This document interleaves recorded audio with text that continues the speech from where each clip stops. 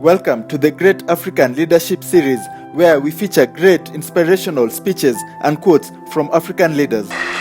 Despite their diverse backgrounds, I hear consistent messages that the success of business in Africa is critically important to our future. I therefore commend this effort led by the Economic Commission for Africa and the partners the UNCA brought into this to draw business leaders into this conversation at the African Union and beyond. This is long overdue, and I trust that it will be a regular feature of our summits and of continental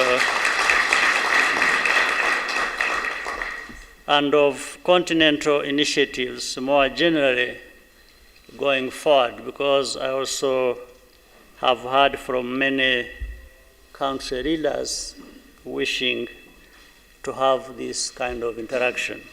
So our job will be simple, encouraging those who are already willing to move forward. You should be aware that the ongoing institutional reform of the African Union includes provisions for increased engagement with the private sector. But the primary objective of the reform is an African Union that is financed sustainably from our own resources.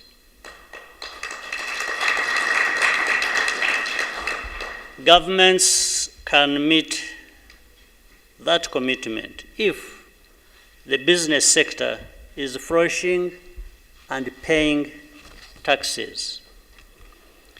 We need active support from the private sector, in fact, and without your voice, something essential is missing.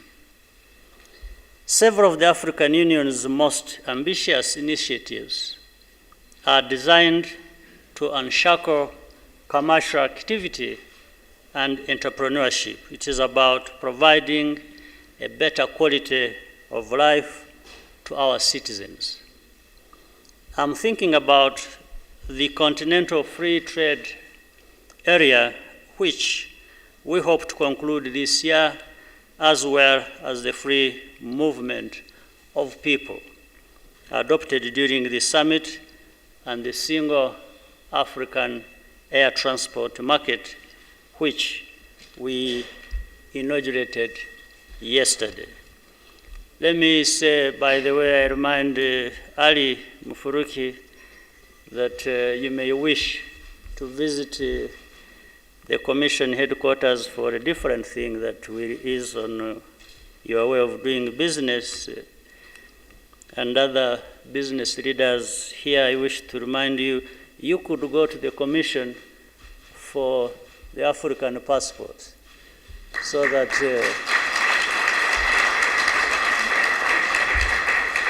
I hope I'm not putting the African Union Commission chair on the spot when they are not ready to provide them, but I know they have stockpiles of passports to give.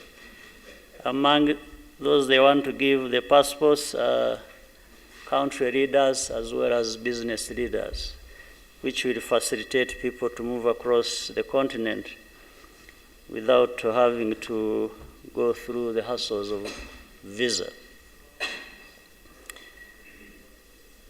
These are very important for the competitiveness of African firms and their ability to expand to new markets and hire more employees, especially young people.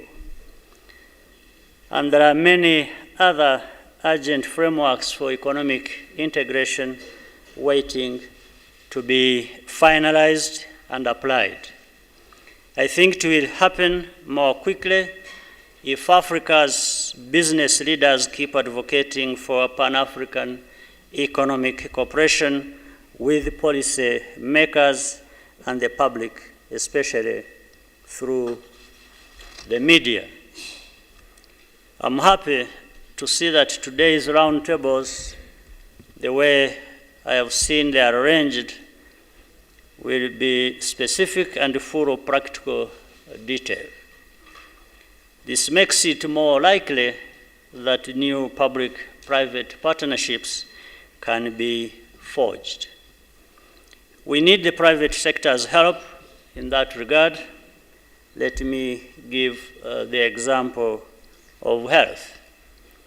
Inadequate medical care costs companies and the public sector a lot of money and a lot of productivity through illness and disability. But the private sector is also part of the solution. A report from the International Finance Corporation a few years ago found that the majority of health services consumed in Africa are already supplied privately. This doesn't necessarily mean we should privatize our healthcare systems, but rather find ways to improve quality and success to healthcare. In Rwanda, for example, we have entered into a public-private arrangement with a Spanish-Angolan firm to manage our largest hospital. And what is being done there is already showing good success. We are also partnering with an American company, Zeppelin, to pioneer the use of drone aircraft to deliver blood and other medical supplies to rural areas. There is much more we can do when we cooperate, and this conference may generate innovative ideas which we can take forward.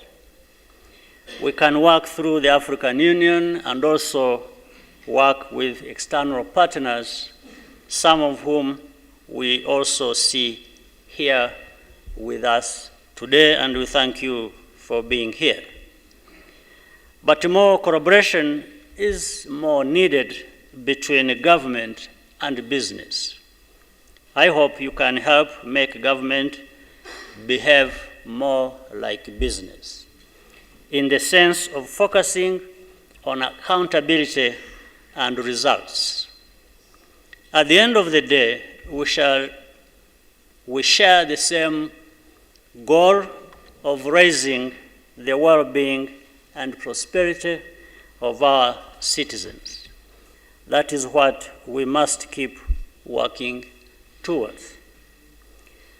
I thank you once again for arranging this meeting, UNECA, and with the partners you brought in, especially helping to bring African businesses to work together with other partners, especially today with American businesses. And want you to know that you can count on our support to make gatherings like this a tradition and also keep realizing results that we want from them. I wish you a very productive conference, and I thank you very much. And share this video with friends and family to support the channel.